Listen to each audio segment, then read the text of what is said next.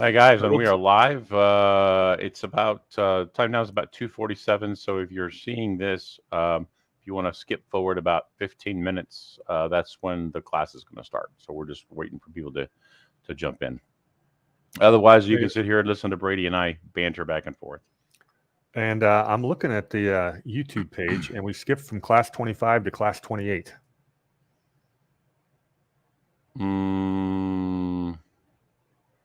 I have 23, 24, 25, 26, and 27.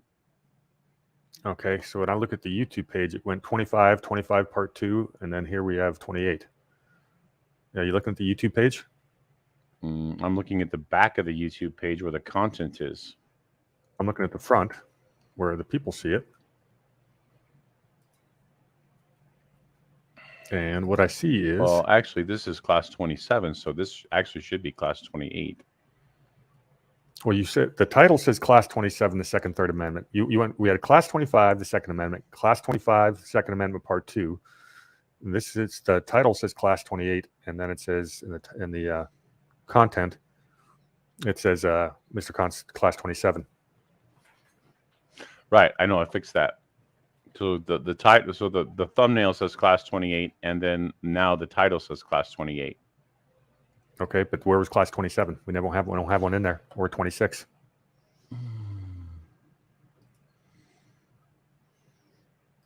Did I not change those? Doggone it! I didn't change those thumbnails.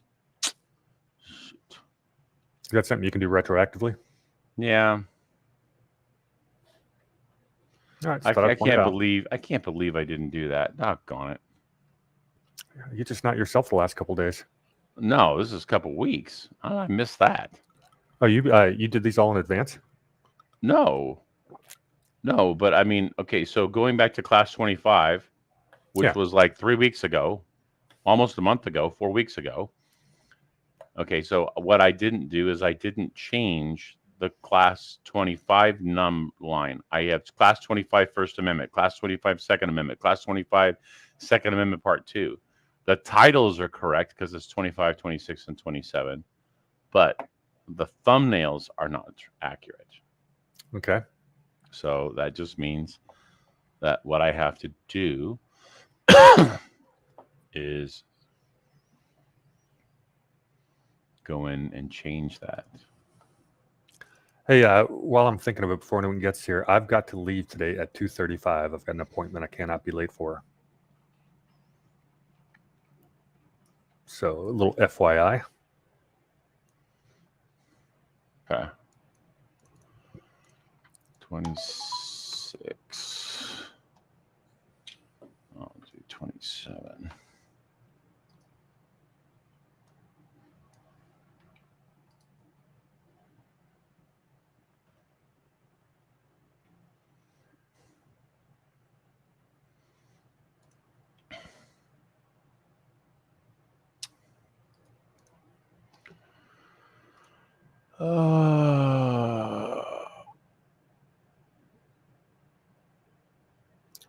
Okay, this is going to be 27.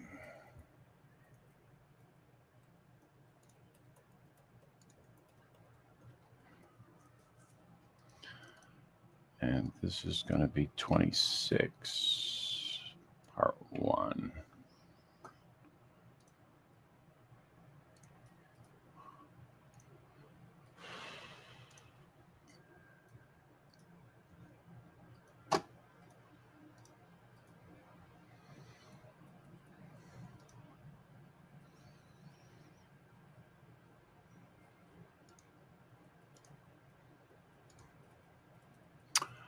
Okay, so if this is 27, I need to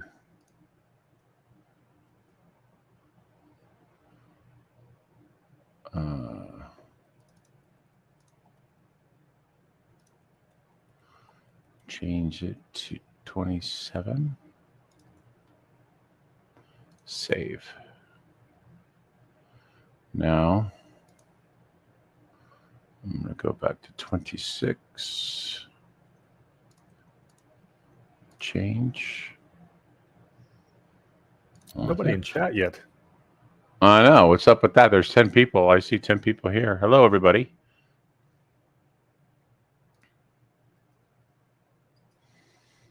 If you refresh the channel, it should show them correctly now.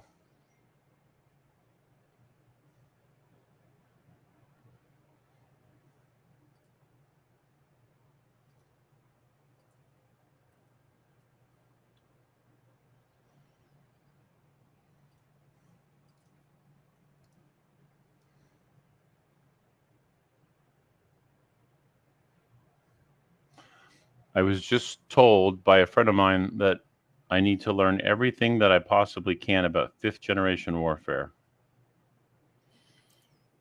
Okay.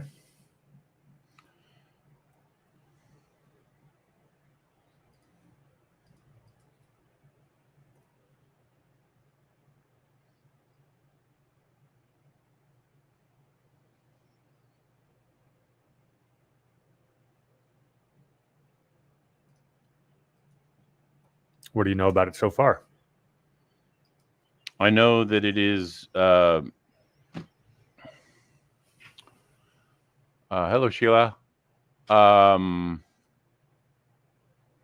know next to nothing is what I know. But I just ordered about $250 worth of books on it. Interesting.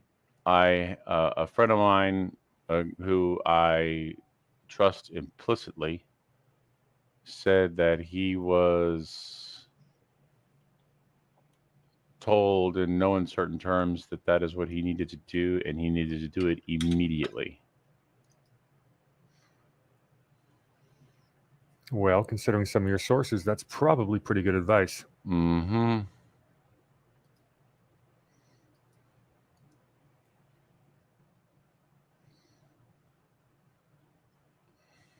I was having a discussion yesterday about how they've been using asymmetric warfare on us for more than 2,000 years.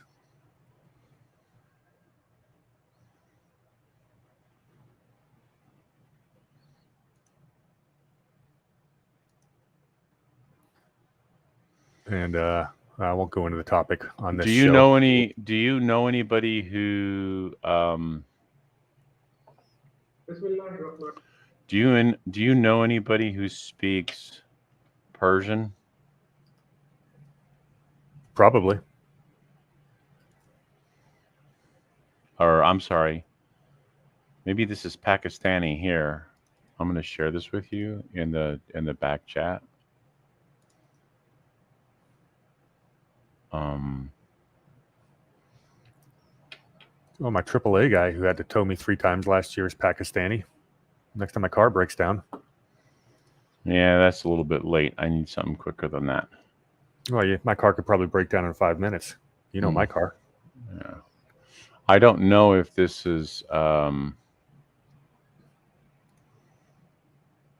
this video we discussed the Gerasimov doctrine of hybrid war.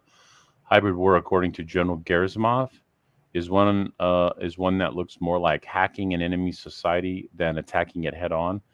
We discuss how it was used, the main objectives and tools. We also discuss foolish Indian propaganda puts against Pakistan, in which India is using black propaganda only to unify against Pakistan and to cover up its fault lines. So this is from October 22nd of 2020. So I'm guessing that these are Pakistani, and they're having a conversation with a Russian general or a Russian officer, military officer. Most of the Pakistani generals are educated at American military schools. Okay, so again, take a look at the link that I just sent to you. I got it. And if you see the guy in the middle, he looks Russian to me. And the guys flanking him, I don't know if they're Persian or Pakistani. I remember when what is his name? Imran Khan. Imran Khan. Now I'm talking about the deposed prime minister of Pakistan. Mm-hmm. Did some homework into that at the time when we ousted their prime minister. And there's a lot of deep ties to our military-industrial complex and the Paki military. The Paki military is the true power of that country. I believe that. Yeah, very much so. But they do have deep American ties.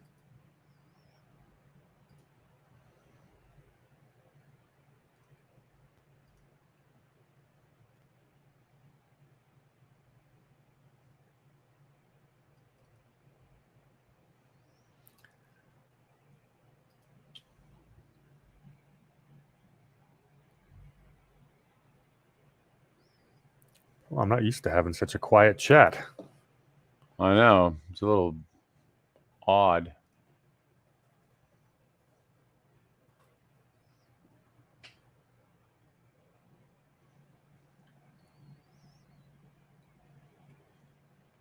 What are your big plans for the 4th of July or Independence Day, I should say? Yeah, funny. Me? Yesterday on the show last night when you said 4th of July, I knew you were going to correct yourself to say Independence Day. Because it's Independence Day. Uh-huh. I'm keeping it as low key as possible these days. Hey, what's up there, Amy, fierce fighting warrior? What's up, Amy?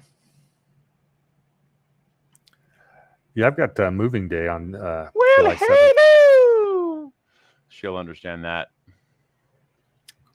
I'm glad someone does. Yeah, I may use July 4th to do some packing. Yeah, see, she understood what that meant.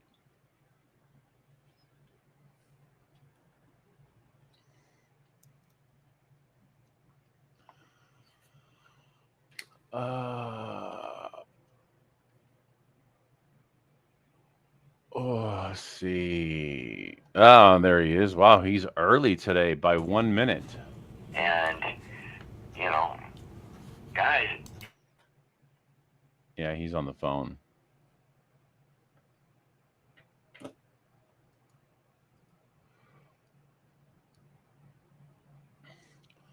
What's cracking there, Amy? I got to talk to you. So I'm going to call you when this is over. All right. Alan Myers. I knew that was Alan. We recognize his voice. Oh, you heard enough, huh? Yeah. Hi, everybody. I've actually been in town for half an hour. I left early and a whole bit, but decided to do things like start making some callbacks. I had a whole bunch of them. Funny, I usually only have about 20 people to call a day, but then the Supreme Court decided I wasn't busy enough. So, hi everybody, how you doing? I like the shirt, Doug. That's a very nice shirt. Yeah, this is my Mr. Constitution shirt. Hey, let me get it out of the way now. I have an appointment I cannot miss, so I've got to leave about midway through the show. So it's not me storming off. It's not me storming off in a huff. If I don't have to interrupt, I'm just going to disappear. And I apologize for not seeing the show to the end, but some things just can't wait. He's got an appointment with a salesman for new hamster wheels, and he's not sure which one he wants to get yet. You know how it is. Brother, it's good to see you. Both of you. See, that's why I use the word brother. That way they both think I'm talking to them. No, seriously, gentlemen, it's great to see you. I'll start the show with this. Usually on Thursday or Friday, Alan will call me and say, well, what are we talking about on Saturday on the radio show? And my response, usually tongue-in-cheek, is, well, Biden hasn't decided yet. But this week, Biden had nothing to do with what we had to talk about. The Supreme Court took care of all of it for me. So now we still have an EPA decision that still has to come down, too, in the next 24 hours. So we'll see what happens there. How many decisions are left? I know of the EPA one. Matter of fact, I didn't know about it until a friend of mine on the phone earlier told me about it. To be honest with you, I'm like, oh wow, and so I started looking stuff up. So if that friend of mine, Diana in Idaho, is in the chat room or at least listening and not in the chat room, hi Diana. But Diane used to live out this way. She was actually my campaign manager when I ran for city council way back in 2010. But she now lives in Idaho. But anyway, she was telling me about the EPA one. So I don't know. I know there's a few left, and I know tomorrow technically is the last day of the session. So we'll see it probably within 24 hours. Gene says I thought there were 5. Then that might be the case because I know of 4 off the top of my head that got decided. I've got an article right here talking about the remaining Supreme Court cases. Let me see what I got for you. There's immigration remain in Mexico they have to talk about. Okay. They have the climate change. EPA does it have the authority to regulate emissions from power plants? Mm-hmm. That'll be interesting. That's the big one, according to my friend Diana. We have Congress's war powers, work protection for veterans. Don't know too much about that. So there's still a few. Now, they've been working on this stuff, of course, a long time. They just haven't issued the decisions for the public yet. But yeah. The last one is Native American lands. It's concerning. I've heard about that one, actually. Now I'm thinking about it. The majority held that Oklahoma had no jurisdiction to prosecute an Indian who had committed a crime in Indian country. So that's interesting. So, not sure what to, make of this, or I'm just going to pass this along and you guys can take it as you will. But I was at a very interesting phone call. About an hour ago, and it's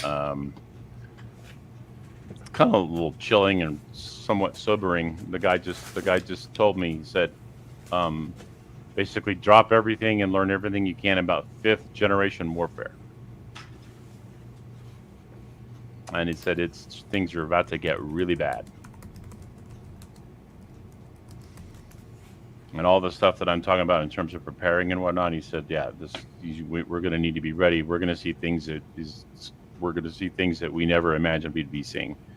So, I don't mean to sound cryptic. That's just what I heard, basically, in a nutshell. So, well, we're already in the middle of 5th generation warfare. If it is what I think it is, a 5th generation warfare term I think emerged in the last 20 years or so, and it basically is information war and kind using technology and all that jazz. Mm-hmm, yeah, it's non-kinetic. It's military action with non-kinetic means, cyber stuff, things of that nature. But another thing they said. And again, I don't mean to sound cryptic. I'm passing it along as I understood it. Mm-hmm. Said that these decisions that are being rendered by the court are part of that, and it's really more designed in some ways to balkanize the country. So sending things back to the states to have the states decide whether or not they want to stay in the United States. I pulled up a definition for you. And it says 5th generation. If it's on Wikipedia, I read it 3 times. Nah, I got a different one. Generation warfare, once thought to be a generation far and is irreversibly changing the dimension. Or EW has 3 distinct characteristics. And its potential to achieve supra combinations. It gives detail on it. Blurs the boundaries that have traditionally restricted specified military or political range. And 3. Its ability to limit the role of modern combined arms mechanized force in future conflicts. So, I don't think reading that. So, Warhamster, I don't know what's going on with you and your internet, but over the from yesterday and today, your internet has been crap. Yeah, I was getting ready to say, I was like turning off stuff to make sure it wasn't me. Mm-hmm. Am I cutting in and out my voice? Yeah. Mm-hmm. Yes. Well, that's probably not the internet. It's probably the headset. No, I don't think so. That sounds like your internet. Well, and I hear you guys. It would be breaking up as well. Not necessarily, because it could be a microphone. No, Well, I think so. It's upload and download speeds. So That too. he downloads faster than he uploads. So This is true. So what he's putting out is uploading at a slower rate than what he's downloading. So that would have an impact on him being choppy. And that's what happens when you try to argue with a computer nerd. Sam. All right, Well, let's get started because I think the audience wants to talk about what we want to talk about, not what you guys want to talk about on upload speeds. But Warhamster, yeah, be aware that you are cutting in and out here and there. All right, so there's 4 cases in particular that I would like to talk about, but the Second Amendment is really the big one because that's what we're on. It's interesting that this came down since our 2 weeks of the Second Amendment. So rather than move on to the 4th, 5th, and 6th Amendment, I thought it would be a good show and appropriate for us to talk about this case, how it ties into what we've already talked about, and then field questions, especially since last week was kind of interesting because of where I was at. Has Warhamster talked to you about the internal discussion that we had within our group? He mentioned it to me, but I did not get details. Okay, so let me just, if I may, just give me like 60 seconds or maybe 120 seconds and just to describe it.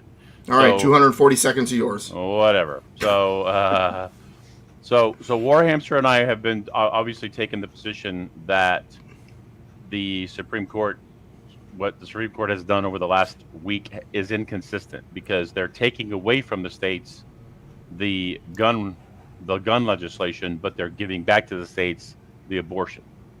And we believe that is inconsistent because they both belong at the state level. Mm-hmm. So that's a very good observation.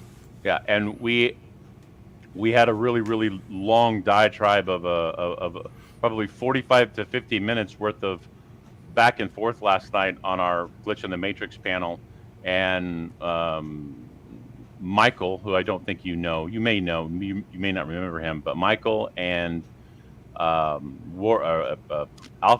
took the position against Warhamster and I that we were wrong, that the Second Amendment, basically they took the position that I maintained when I first met you. Mm-hmm. So, and there was nothing that we could do or say that was going to persuade them. Yeah, well, that as you probably realize, that takes a moment of clarity that suddenly strikes you upside the head like a hammer. So an epiphany, I guess they call those. And we're going to talk about that. I have, when I started my Fallbrook class this morning, Sally, by the way, says hello, Warhamster. When we started the class, I asked, before we start going through the Constitution, who wants to talk about the Supreme Court decisions? And like almost every hand went up. So we went through all of that stuff, and then 45 minutes later, we started the class. And then I did like maybe 20, 25 minutes of actual working our way through Article 1, Section 8 in their case. But let's talk about this because what they did, what's going on, all kind of is important, but I want us to remember we're dealing with the way it is, not the way it's supposed to be, first of all. So, for example, now let me open it up with this. I agree with the decision regarding the New York case, Second Amendment, and what they decided. I agree with what they said and what they decided, but it was none of the federal government's business. That's between the people and their state. Mm-hmm. Ultimately, it's up to the people to say, this is BS what you're doing. They were right that we all have the right to keep and bear arms. That there should not be a special provision a special situation. Basically, just cause or good cause states basically say, in order to give us the willingness to allow you to carry a firearm in public, you need to have a special reason that shows that you really do need to protect yourself. Like you're transporting diamonds all the time or something. Mm-hmm. That's basically what it was about. And the Supreme Court said, no, the right to keep and bear arms. There's no exceptions in the Constitution. There's no asterisk in the Second Amendment. It's the right of the people. So we'll all have the equal allowance to keep and bear arms. So there should not be any, oh no, you have to meet this or meet that criteria in order to carry. That said, I want to help you understand that if you read the preamble to the Bill of Rights, Second Amendment's part of the Bill of Rights, the purpose of the Bill of Rights was to prevent misconstruction or abuse of its powers. More specifically, the powers of the federal government. That's the argument Ron and I made. Everything Okay. you've said so far.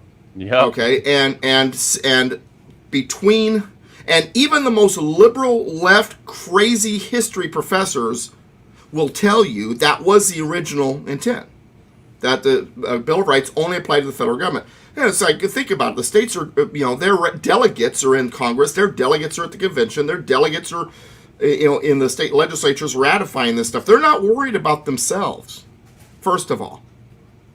They're worried about this monster they created that's supposed to only handle external stuff. Handle the outside stuff and stuff that has to do with the union, like, uniform rules of bankruptcy or something like that. Otherwise, none of your business. That's between the people and their state. Now, being from California, that's a tough pill to swallow because our state's so out of control. But nonetheless, your state government's closer to you, so as a people, you're supposed to have more control over your state government. Federal government is not close to us. It handles external stuff anyway, doesn't have the authorities. None of its business. Now, that all said, my first question is, the language, well, it's not a question, comment, is the language in the Second Amendment, while may not apply to the states in the sense of a legal question, the way it describes our right really does apply across the board in the sense that that is our right. Our right is to keep and bear arms. And to keep and bear arms, keep to possess, bear to conceal carry arms, any weapon. I mean, it could be a knife, it could be a gun, it could be a musket, it could be a rifle, it could be a AR-15. But nonetheless, that's what an arm is. So we have the right to keep and bear arms, whether it's on a piece of paper or not. Piece of paper really don't matter in the long run. It's your right. God gave you that. You have the right to protect yourself. The Saxons believed that. That's why they were called Saxons. They had a sax, which was a blade on their hip. They believed in concealed carry. Jesus believed in concealed carry. Did he not tell his disciples, make sure you've got your knives on you? Mm-hmm. If you can't afford a sword, go sell your cloak and buy one.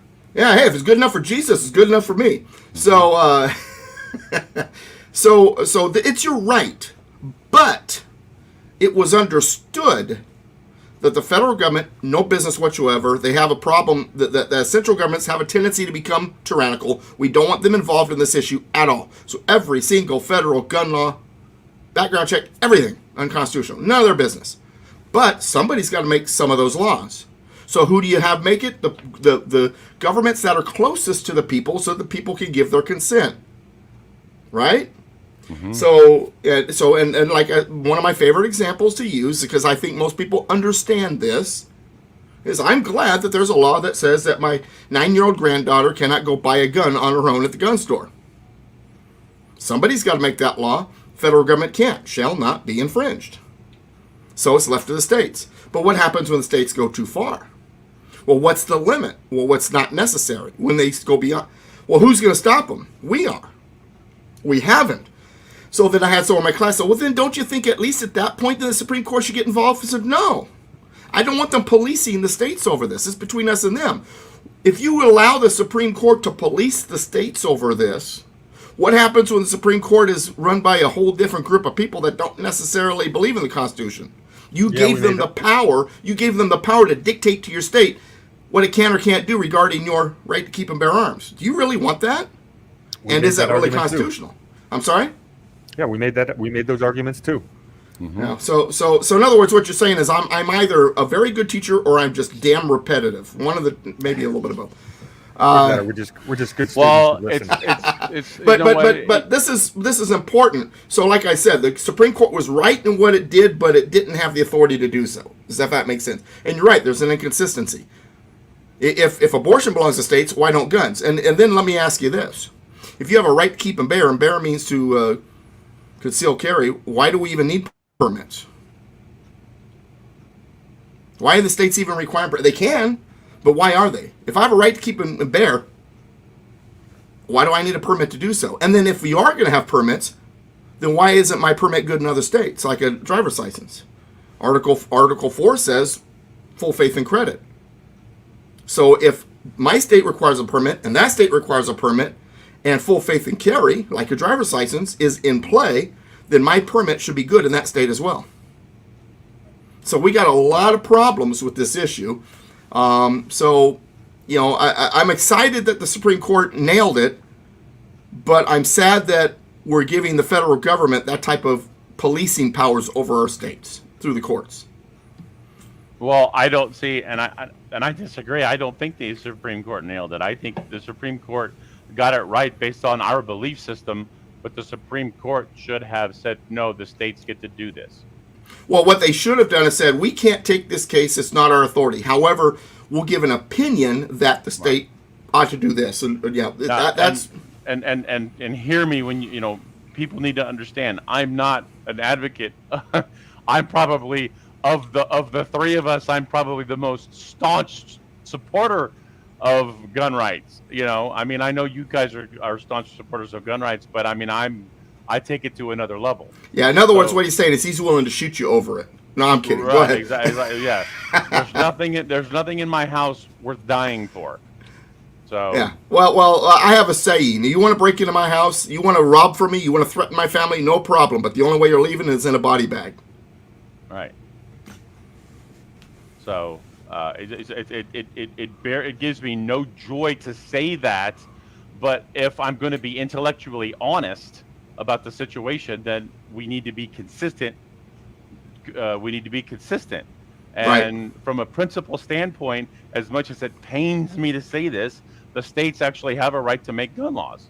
Yeah, and they were inconsistent in the sense that they're saying abortion, right. Yeah, and you're right, exactly.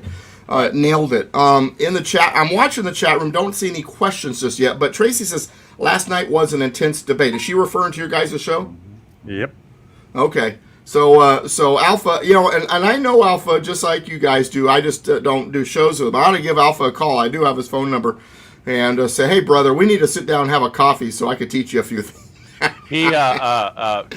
Tracy had the comment of the night, in my humble opinion, because she said, this reminds me of what it was like when I was young, when my parents were fighting, but without the gunshots.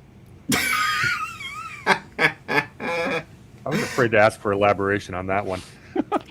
Yeah, well, in my case with my wife and I, first 21 years of our marriage, I tell people it was a war zone. Then we got it figured out, and they said, "What do you mean war zone?" I said, "Well, with projectiles." But in our case, the projectiles were dishes. We didn't have a complete dish set until after our 21 years of marriage. But and I grew up in North Long Beach, and a friend of mine who's grew up in South LA, he was telling me how when he moved to the Inland Empire, how it took him a very long time to be able to fall asleep because it was weird at night because there was no gunfire, and so it was unnerving him. And I got to thinking about that. I went through the same thing. When we first moved to Corona, I was like 12, and I had grown up in basically South Los Angeles area, North Long Beach, but just south of right there, Atlantic and Harding, for those of you that know. And when we moved to Corona, I had trouble sleeping for a long time because there were no gunshots at night in the neighborhood. So I resemble the remark of that friend of mine. But that said, well, I just gotta say, I gotta say, it's nice.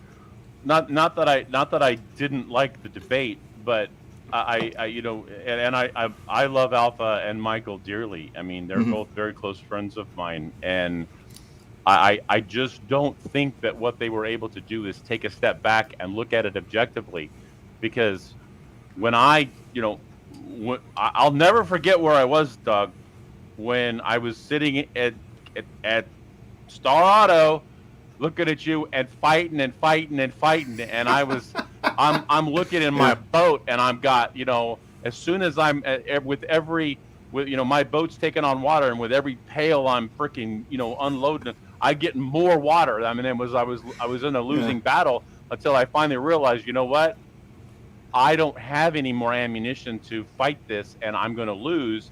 And I need to just say, you know what, I was wrong in my understanding of the interpretation. And and we've been taught this stuff on purpose because they want us to believe the federal government has that kind of say, because that way the government can decide on your rights rather than you through your local government. I still hold out hope for them, because believe me, if I can change, they can change. Anybody can. And it is. It's a tough pill to swallow at first until you understand the bigger picture. And that's why when I teach my classes, and this goes for you, audience, I really want you to understand this. When we're going through the Constitution section by section by section, I'm showing you only a small section of the entire puzzle. We're piecing it together, that section, and that section shows you a portion of the picture. And the picture is pleasing, and you understand a little bit more about the overall picture, but you don't understand the overall puzzle till it's all done.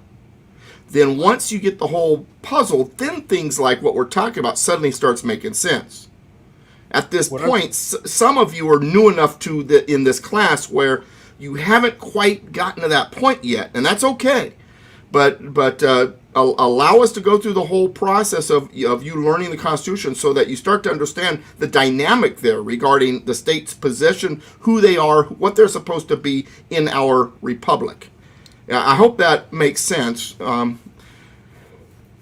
said. I was trying to simplify it and just explain. I go, look, it's very simple. The federal government was just, that is checked by the states. The states are checked by the people. When you start relying on Big Brother, the Supreme Court, to solve your disputes for you, the people have a tendency to get lazy and they don't get involved, and that's how the states run amok. That's how we got to where we are today. And they agreed on the part that we need to be citizens and active, but they couldn't get through it that the only check on a state's power is its own citizens. Period. Did you see Amy's question? Yeah, as a matter of fact, I was getting ready to mention a very legitimate question, and once again, first of all, it's because she hasn't gone through the whole Constitution with us yet, and that's good. It's a good question. I appreciate the question.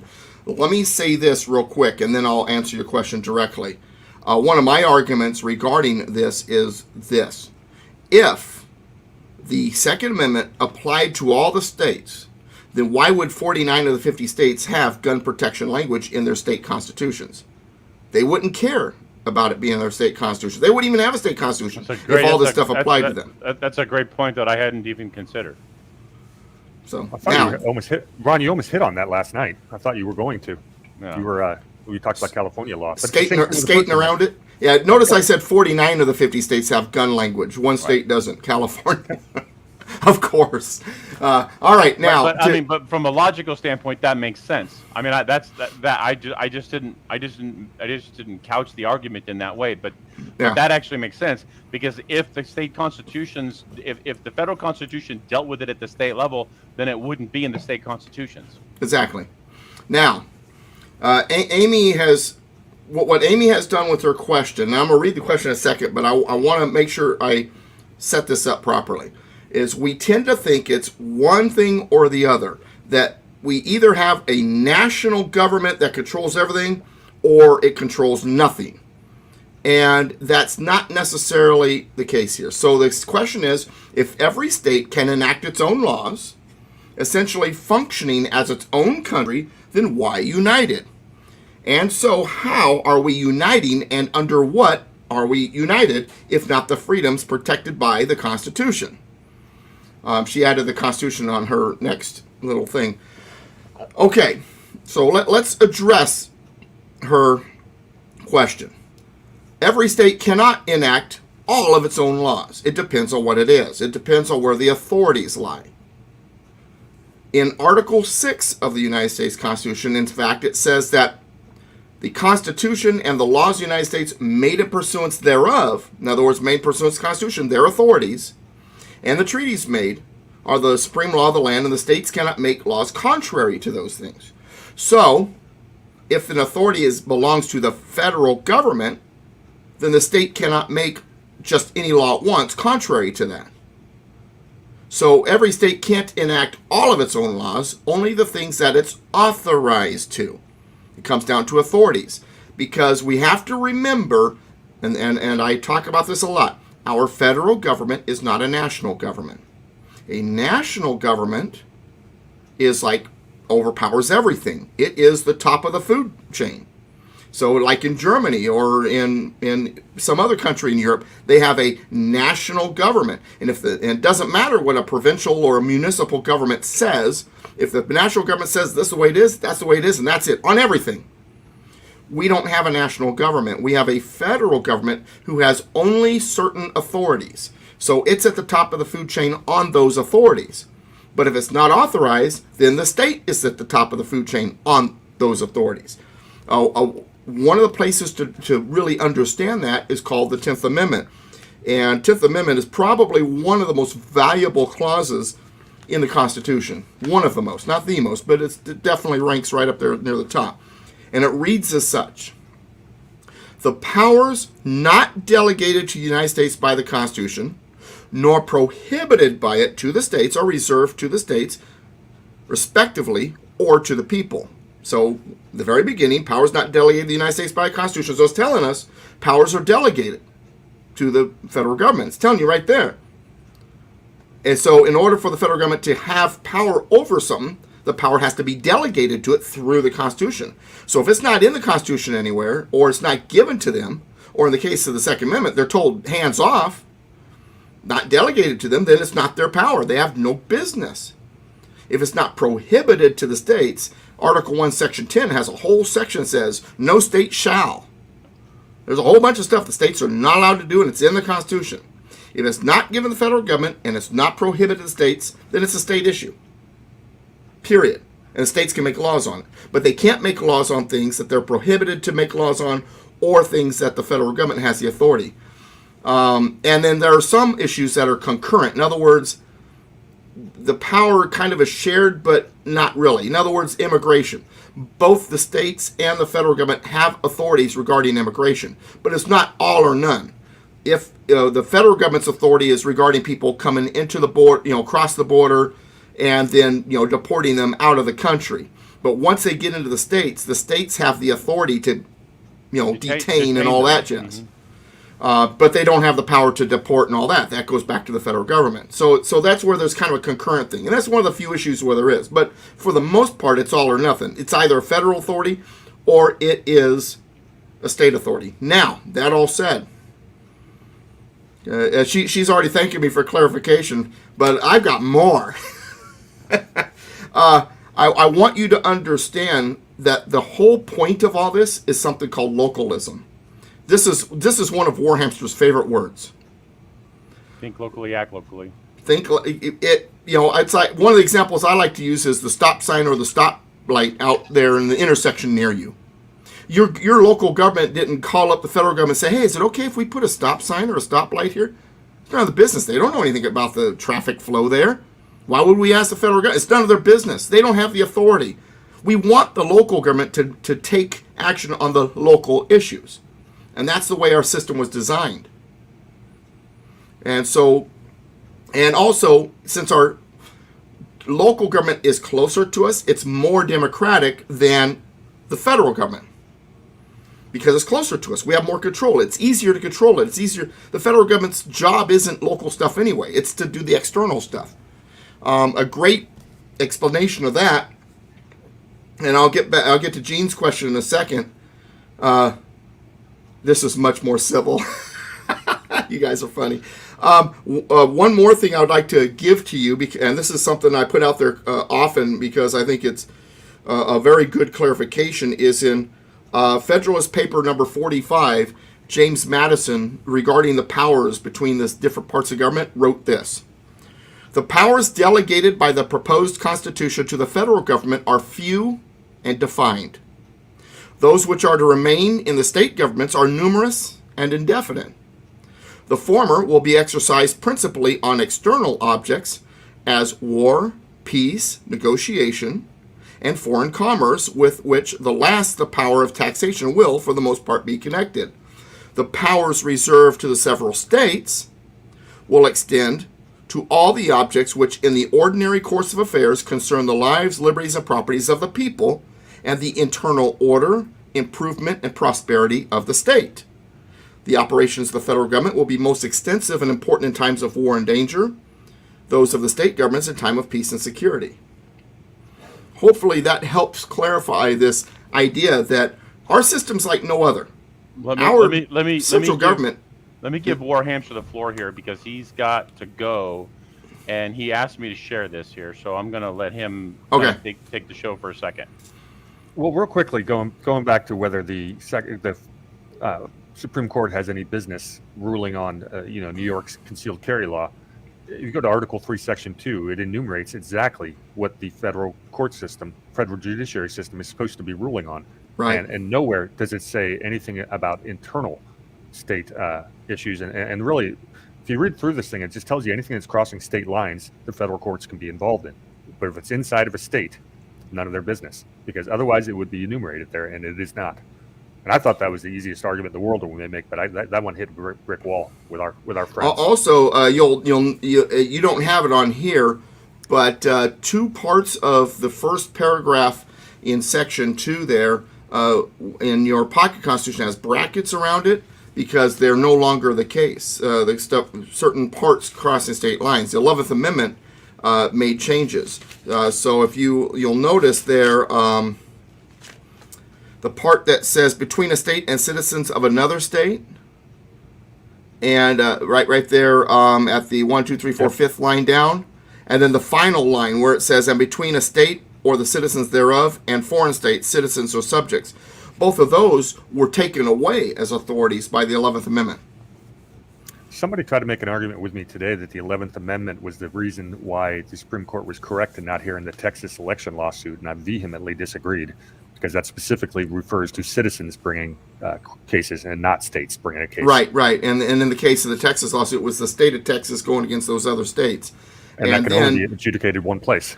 Right. And that goes further down into the bottom of, the next paragraph in Section 2, where it says that the Supreme Court has original jurisdiction if a state is a party.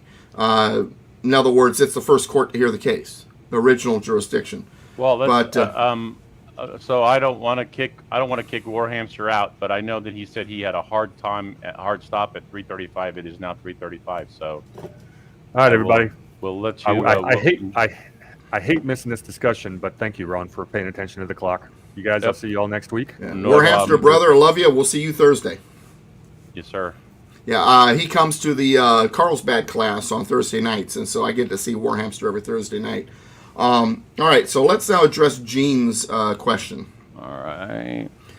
Do you think that SCOTUS is opining now to send the powers back to the states, which they shouldn't have gotten involved with in the first place? Oh, absolutely. And what's interesting is, and I hate to say it this way, it's all because of Trump. Trump is the person who put these judges in place to be in position to do this. Now, I absolutely think that Trump was a fantastic president. However, I do not worship at the altar of Trump in the sense that I don't think that he's perfect. I don't think he's a knight in shining armor that's going to save us all. He's a person just like you and I. But man, he was a damn good president compared to what we've had. Warp speed on the jab, not a fan of. But pretty much everything else, for the most part, I was. And I think what has happened is this, too. I think the new justices had their ideas, but once they were on the court and they got around Samuel Alito and Clarence Thomas, the truth rubbed off on them like crazy. I think that this court is getting it partly because of the influence of Alito and Thomas on the new justices. That's just my opinion, but I think that is probably a very large part of it. Did you want to make any comment about that, Ron? No, I'm good. I want to get to Conservatives Cowboys question as well, and I'm sure that this is going to spur some more questions. And I know that we want to talk about a few different things, so I'm gonna. I'm gonna let I'm gonna bow out and let you be the expert here. It's interesting. The question is, does the federal government have the authority to have those types of facilities even on their own land? I would say no, because it says in Article 1, Section 8 that if they're going to have land, it is for the purpose of... Temporary? Isn't it temporary? Not necessarily. Well, it doesn't have to be temporary, but here's what it says. No, the erection post of... office that are temporary. What they temporary? Yeah, no, but I'm talking about Article 1, Section 8 near the end. That the legislature will have authority over lands that are purchased with the consent of the legislatures for the purpose of. It gives us the purposes: erection of forts, magazines, arsenals, dockyards, and other needful buildings. Notice all these needful buildings either have to do with military National or defense. trade. National defense or trade. Right. And so abortion clinic on federal land, is that a needful building along the... I would say no, and I could say that I would see, number one, a lawsuit regarding that. Number two, it would open up another can of worms I don't think the Biden administration realizes they would be opening, and it would be good for us, bad for them, and that's this. Was that land that they're erecting that abortion clinic on legally obtained by the federal government in the first place? Great. Remember the Bundy Ranch? Remember that? Bundy was right. And there's a lot of lands that the federal government controls that were unconstitutionally gained in the first place. I think that would open up that Pandora's box for them. My attitude is, and the other thing is this. I love it when they do stuff like this because all they do is reveal who they are. And it will bite them in the end. Now, that said, one of my favorite stories that's out there right now, I haven't written on it, done a video on it, but I plan to because it cracks me up. What happens with the left is eventually they eat their own. And a great example is this. The Boston Gay Rights Parade is not happening this year. And the organization which has been hosting that parade for years and years and years has been dismantled. Why? Because Black Lives Matter went after them for not being diverse enough. That's eating their own. Cracks me up because it always happens. All right, now, will it be up to the states to make C-19 Frankenshot law for school kids?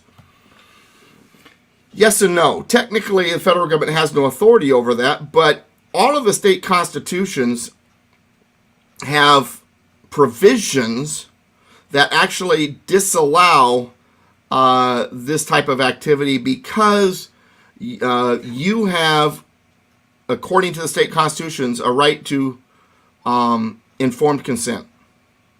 And when you have the right to informed consent, that means you also have the right to say no. So they can make a law recommending, but the fact that they want to make it mandatory, the fact that all the injections are mandatory, is unconstitutional from a state constitutional point of view. You should have that choice as a parent to make that decision for your child. They say, well, if they're not jabbed with this or that, then they can't go to school. No problem. There's private schools. There's homeschooling. Mm-hmm. Well, I mean, in this, again, this gets into kind of like a geopolitical 80,000-foot view. But yeah, I mean, what this is doing is showing the hypocrisy of the my body, my choice thing. Oh, absolutely. Mm-hmm. Absolutely. Did you guys see they have a tent set up for abortions in parks? No, I have not seen that. We the people, I would be curious. Where? The people, yeah, I'm curious about that. Shoot me the information at Douglas V. Gibbs at ilj.com or better yet, Constitution Speaker at yahoo.com. We the people, you are welcome to email me. Constitution Speaker at yahoo.com is the better one. What about the old law in Massachusetts regarding smallpox's genes? Okay, this one is very interesting. So Judge John Marshall Harlan was the Chief Justice. That particular law was, during the smallpox epidemic, Massachusetts required you to get a smallpox vaccine. If you didn't, you could be, there was like a $10 fine. And there was a pastor and his son who refused to take the jab and refused to pay the fine. So the Massachusetts law wound up getting challenged by them, and it worked its way up to the Supreme Court. John Marshall Harlan was the Chief Justice, and John Marshall Harlan, in the majority decision, his opinion said that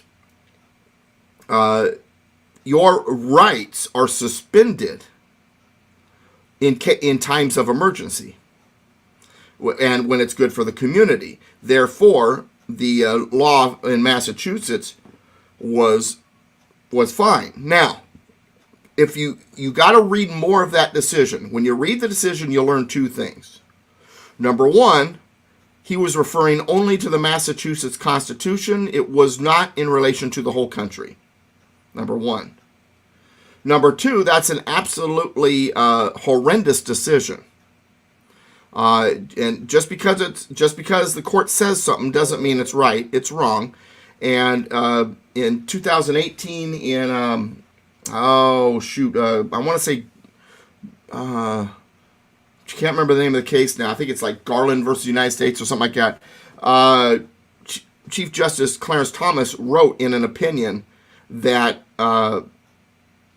that if a decision, ruling, or opinion is egregiously unconstitutional, it must be overturned. They did so with Roe v. Wade, did they not? So just because that's on the books doesn't mean it holds. It needs to be reversed, that it's being used federally for two reasons. Number one, it was never intended to be used federally. And number two, it's a bad decision anyway. Hello, Jennifer. Sorry. My friend Jennifer. All right, very Jennifer good. just decided to join us. And she lives in Norco too. Yeah, as a matter of fact, I've seen. That's Tracy. Yeah. Well, Tracy, I thought was in Norco. Okay. My friend Jennifer also lives in Norco. Okay. All right. Hi, Jen. All right. Let's see. The FDA had a live stream today. They're going to approve all the new vaccines for Moderna. They're going to be a flu shot and COVID shot combined, and it's going to be mandated for kids in the fall. These shots will be twice as strong as the other boosters. Once again, you have the right to informed consent, and right to informed consent means that if you disagree, you have the right to reject it. If they want to play the game of keeping kids out of the school system, no problem. All they're doing is encouraging the increase in enrollment in private schools and homeschooling. The problem is for the left is they think that you have no alternative. You got to do what you're told. Then when people go do something different, they're shocked.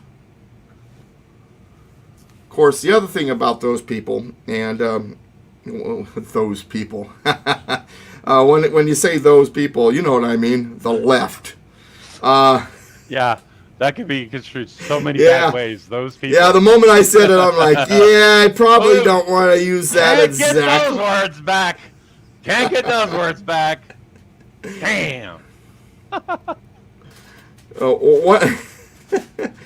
One of my favorite quotes I'm looking for right now. We I've the got people. We the people. We the people. With all due respect, it's not just the Democrats. It's the Republicans too. One of my favorite the Rhino Republicans. It is all of them. It is the establishment. That's true. That's true. We need as, and I can't say this in strong enough terms. We need to get out of the two-party system. The two-party system is keeping us in a divisive state. Yeah, problem. As James Madison though argued, the problem with the two-party system is we do it naturally. I know. I get it. So it's like, what do you do? It's like. But anyway. Let me wrap up this part of the conversation with one of my favorite quotes of all time. William F. Buckley. I absolutely adore William F. Buckley. If you don't know who he is, look him up. William F. Buckley. Liberals claim to want to give a hearing to other views, but then are shocked and offended to discover that there are other views. It's one of my favorite quotes. All right.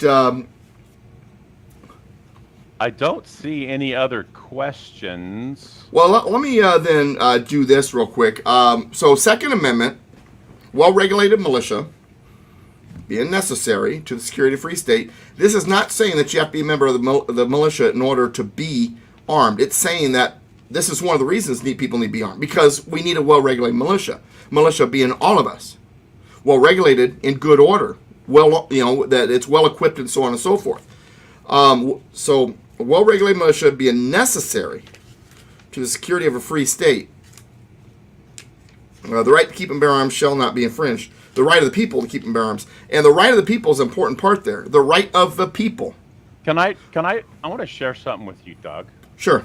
I want to share something with you, and it's probably not necessarily apropos for what we're doing, but it is kind of along the same lines. It was an argument that I was making, and maybe this would be good because this might raise a few other questions that aren't being raised in the chat. Let me see here. So this is Patch. Patch is I don't know if you're familiar with Patch. Yeah, I am. Okay, so this is the Patch article. Riverside County lawmakers express praise, criticism, Metro SCOTUS overturns Wade, and then this is my. So this decision is constitutionally sound. The federal government was created by the states, not the other way around. The states are the parents. The federal government is the child. I may get pushback here from my conservative friends, but if we are being intellectually honest, the same should apply toward gun laws. Those two decisions over the past week are hypocrisy. If the state should be the final arbiter on abortion, they should also be the final arbiter on gun legislation. The fact that I was happy with the decision in New York is irrelevant. The SCOTUS is not supposed to legislate from the bench, and it was only supposed to settle disputes between the states. So now the one thing that Very good response. Yeah. So the one thing that I wanted to go here was this guy. I said, the Constitution is not a restrictive document to state government. It only applies to the federal government, which was born out of the states. The states got together and created it to delegate authorities to provide oversight on the issues the states did not want to deal with, such as national defense and so on. The states are the higher authority, just like the county sheriff is the highest law officer in the land. He has arrest authority over federal officers. We have been programmed to believe the federal government is almighty when it's backwards. The state governments are more powerful than the federal government. It was always supposed to be this way. The states have their own constitution, which governs their state houses and senates. One of the only things the Constitution guarantees is the states must have a Republican/representative form of government. Make no mistake, I agree with what you're saying in that gun rights are absolute because they are natural rights given by God, not privileges allowed by the state. But the check on state government is in the checks and balance system is the people of that particular state, not the Supreme Court. I used to hold your position. Forgive me, not trying to sound condescending, but I've studied and now teach the Constitution. I know what I'm talking about. So now this is where it gets interesting. This guy, human being here, he said, Ron, you teach the Constitution. God help us. You're more informed than most who post on here. I'll give you that. But many of your statements are flawed. Example, saying the intent of the Second Amendment was for individuals to possess firearms as a check on government power, when the constitutional historians know it was in fact meant to prevent the federal government from preventing the states from forming their own militias. And the claim that gun ownership is God-given is false. I recognize this idea comes from the preamble of the Declaration of Independence, which states all men are endowed by their Creator with certain inalienable rights, et cetera, et cetera. Not to be cheeky, but this begs the question, who is the Creator? Your assumption is that means the Christian God for all, but history knows that many of the Founding Fathers had conflicted relationship with Christianity and some were atheists. Let's assume, however, the drafters of the Declaration of Independence meant the Christian God. The text is found in a colonial American document, not the Bible. So we are now to assume that the drafters were definitely inspired prophets, because the teacher of the Constitution should realize that the framers of the Constitution insisted on the Establishment Clause to separate the church and state. It's so important that it's in the First Amendment. Boy, this guy's interesting. So now this is my response, and I'm giving this to you because I'm sure that there's going to be a lot of chunks that you can pull out of this. Right. But who comprises the militia? We the people, all the people, and the militia is all the people. We're a check on federal government overstep. So yeah, I stand by what I said initially. The spirit of the Second Amendment is to prevent a tyrannical federal government from dictating to the states. In terms of Christian God, that is what the founders meant. It makes no difference how you interpret it today. It's how they meant it when it was written. Audience relevance is a huge hermeneutical principle that you conveniently ignore when interpreting the founding documents. Moreover, you use your worldview as a lens to shed light on how you wish you intended to be interpreted. You nor I concede, have any way of truly knowing the sincerity of the Founding Fathers' Christian faith, but in light of the many claims certain founding fathers were atheists, they still produced a document that favored religion and heavily relied upon a moral society for its ultimate long-term success. As for the separation of church and state, the primary misunderstanding here is that it was not meant to prevent men from making law that adheres to religious moral principles, but to prevent the federal government from getting into the business of the church. And then this is the last thing. He said, let's continue down your militia line of reasoning. I agree, militias are comprised of the people, and the Constitution refers to a well-regulated militia. That should hardly be construed to mean that every Tom, Dick, Harry with no experience or training should be packing. What Heller got wrong is the interpretation that anyone could have a gun for personal protection. This has nothing to do with firearms' original intent, which was the prevailing view of more than 200 years ago and had been addressed by multiple Supreme Courts. It wasn't until the NRA began to push for an expanded view of the Second Amendment and successful judicial activism prevailed to overturn the longstanding interpretation of the prefatory clause. As for the founding fathers' religious beliefs, my claims of their faith are based upon primary sources, which include their own writings. I realize that we Americans love to hold romanticized views of our founders, but they were diverse in their views and flawed, as we are today. You would also claim the founders would be rolling in their graves at the current lack of morality. Again, you romanticize these men. I appreciate them and recognize the brilliance of what they created, but they were human and far from perfect. Colonial America was an immoral place. Brush up on history, please. If our founding fathers were rolling in their graves, it's possible because one sentence they wrote 233 years has led to the proliferation of guns throughout our nation, including teenagers legally owning assault weapons that are capable of killing multiple school children, while police are too scared to engage. So anyway, so you could see where this guy was going. But I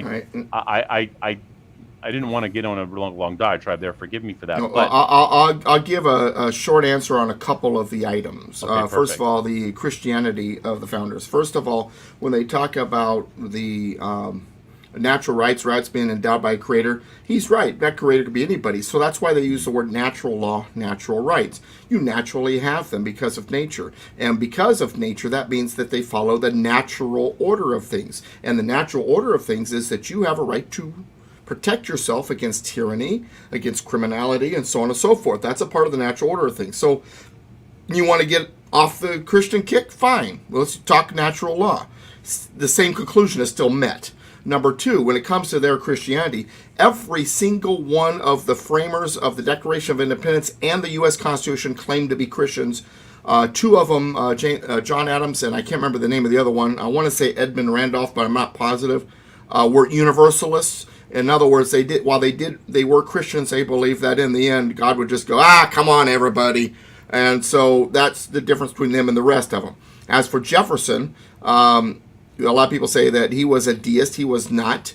He, in fact, in a letter to Charles Thompson, indicates in all caps, I am a Christian, and then he says, by which I mean that I believe in the teachings of Jesus Christ. His problem was not with Christ. His problem was with the organized church.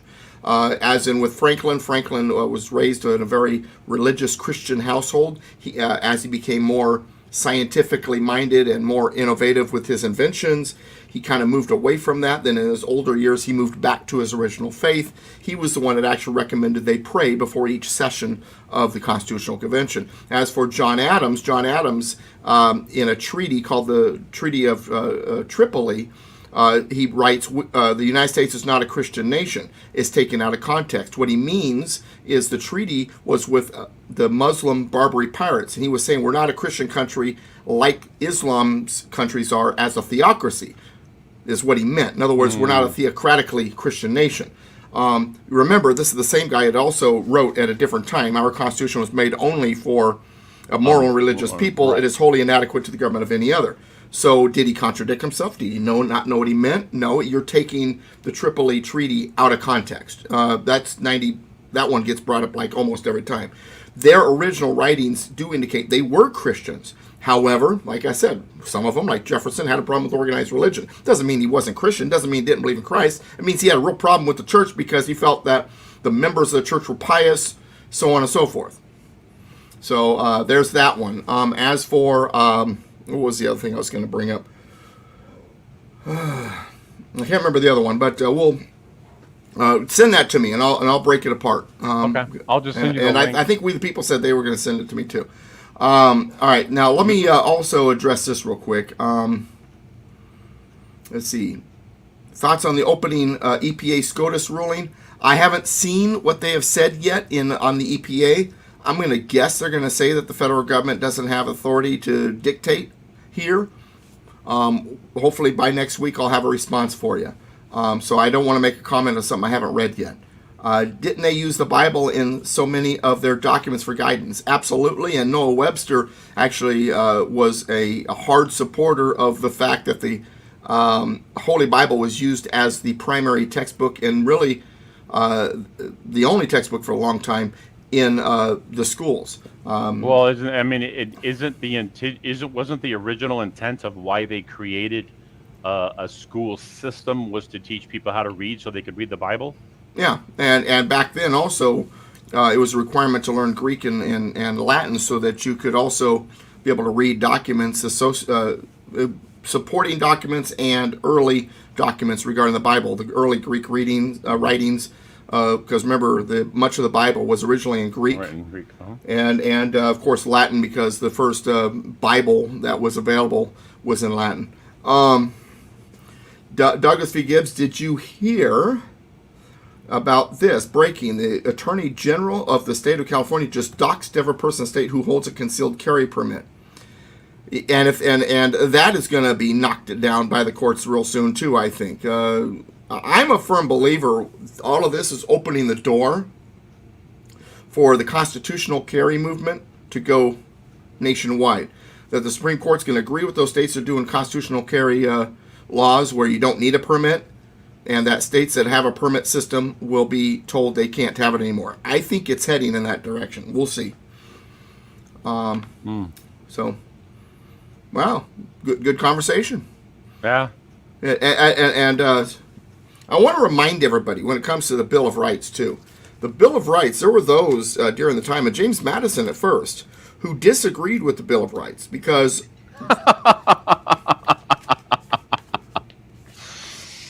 they canceled Latin because too many people were accidentally summoning demons.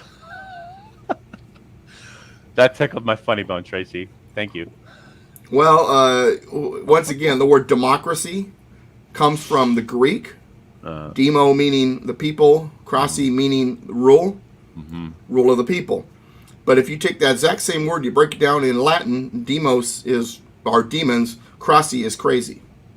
So democracy in Latin is actually demonically crazy. So, hey, Tracy, you might have a point there. All right.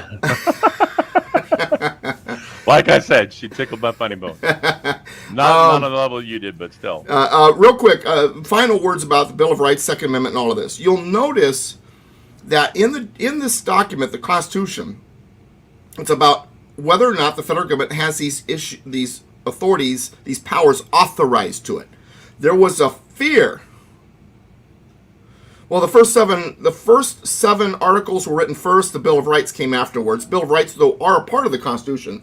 Any amendment is a part of the Constitution. So when I say the Constitution, I'm including all the amendments.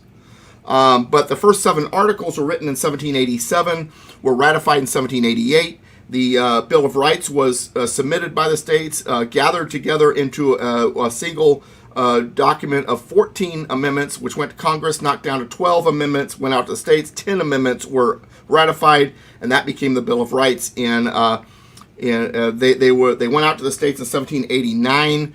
They were ratified in 1791.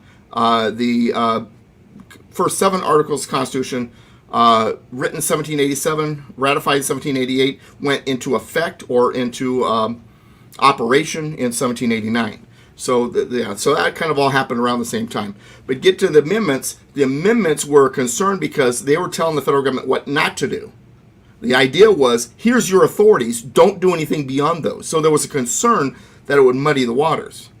And when people say, well, gosh, because of the Bill of Rights, the government's there to guarantee your rights or protect your rights. No, they're there to secure them. And we'll get into that language in another discussion. But you'll notice the language in the Bill of Rights tells you that it's not about them guaranteeing your rights or protecting your rights. Because look at the language. Very beginning of Amendment 1, Congress shall make no law. Very end of Amendment 2, shall not be infringed. Beginning of Amendment 3, no soldier shall. The middle of Amendment 4, shall not be violated. That's negative language. It's telling the federal government, hands off, none of your business, don't touch. So let's make sure we understand all of that. And the Third Amendment, I wanted to make a quick reference to because it's a kind of a part of the lesson. I'll wrap it up with this. No soldier shall in time of peace be quartered in any house without the consent of the owner, nor in time of war, but in a manner to be prescribed by law. One of the problems during the Revolution was the enemy, the redcoats, were required by law to be housed at the homes of the colonists. They were required to quarter them. This is saying, no, can't happen. Not going to happen. And a good example of this being challenged and in the courts and won for the right reason in Colorado, and this is years ago, it's like 15 years ago, there was a situation on this particular house that the FBI wanted to surveil. They went to the house across the street, told the owner they wanted to use his house to surveil the persons across the street. The owner of the house said no. They kicked in the door, arrested him for refusing an order from the FBI, and used his house anyway. He sued using the Third Amendment and won. They cannot quarter. You do not have to quarter them. They cannot use your house without your permission. It's your house. I mean, or as Patrick Henry would say, a man's castle is his home.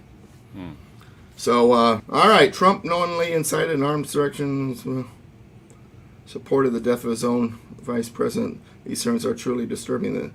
That Trump will never get close to power again. So I think this is a. I think he's challenging you. Yeah, now he's challenging me also on this. What credentials do you have that would make you a credible expert on the legal nuances of the Constitution? All right, let me give a little bit of history, but first of all, I'm going to ask a rhetorical question. Does someone have to have a degree to be an expert on something? No. I am self-taught, so I don't have some piece of paper that says I'm an expert. But all my life, this has been interesting to me. I have been interested in learning about the founding era, the original documents, Constitution. So all my life, I mean, since I was like 8 years old, I kid you not, I've been reading documents by the founders and, Federalist Papers, studying this stuff. Now, once I graduated high school, I kind of set it aside. I did nothing with it. I had the info in my head, but I really didn't do anything with it because I had a life to run. I served in the Navy. I took care of my family over the years. And then after my kids were grown up and gone, when Obama was candidate Obama and the Tea Parties were emerging, and a lot of people are like, Doug, man, you really know a lot about the Constitution. You ought to teach classes. And I did. It kind of grew from there, 2008, February, when the first class in Temecula emerged. And my response is on that one is, you want to learn something, teach it. Because people start asking you questions that you may not have the answer to. You'd be like, hey, I'll get back to you. You start doing more research. I am well researched. So I don't have a credential I can give you, a piece of paper, but I can tell you, look at my resources, challenge me on each of these things. I would love to have these discussions. He's going to judicial review. Yeah, I'm not even. Yeah, we don't have time for that. We'll talk about that another time. Okay. How is the lawsuit against Kamala Harris? We're still in the Ninth Circuit. Basically, we're waiting. That I just want to say that very well could be human being. Okay, yeah, very well. All right, so on the Kamala Harris case, for a little bit background for those of you who don't know, Kamala Harris is not eligible for the vice presidency or the presidency. She's not a natural-born citizen. At the time of her birth, both parents were not citizens of the United States. They were here on student visas. She was born on American soil in Oakland, but that's not enough. You want to read the full argument, you can go to constitutionassociation.com and find our original filing. It explains the whole case, or you can go to politicalpistachio.com on the right sidebar. I also have a link to the original filing. The case we filed in district court, they dismissed it on basically saying that the Congress had the enumerated power to determine eligibility. They don't. So we appealed that decision and then provided our our evidence to the contrary. Then the U.S. U.S. attorney has responded. We responded to the U.S. attorney. Now the ball is in the courts. It would The be, court of the court. real quick, Doug. It would be very interesting for Looney Tunes to really do some investigation on the missing 13th Amendment, talking about lawyers and their ability to Yeah. Well, usually people say, "Well, Doug, are you a lawyer?" And I say, "No, that's why I understand the Constitution."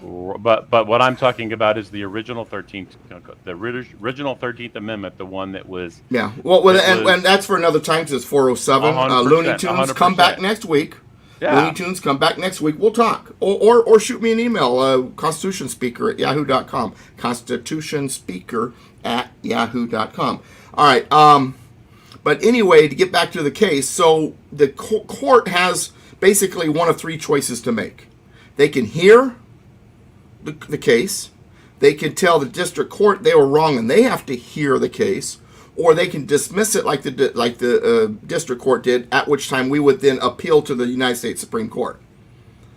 So that's basically where we're at right now. Stephanie says Douglas v. Gibbs for SCOTUS. I don't think Doug wants to be on the SCOTUS. Well, I don't know. That'd be actually pretty cool to just watch their heads rolling. Well, there is no, as I understand it, there is no requirement that you have to be a lawyer to be on SCOTUS. There's no requirement that you got to be a lawyer to be a judge. In fact, during the convention, they actually argued against lawyers holding those seats. Yeah, because what's a lawyer's job? To twist the law for their client. Again, that goes back to the missing 13th Amendment. So yeah, we the people, man. He's defended me against Looney Tunes. Thank you, sir, or ma'am. Yeah, so we the people. You don't know. I tend to think that is the guy that I was debating with on Patch. Looney Tunes. Yeah.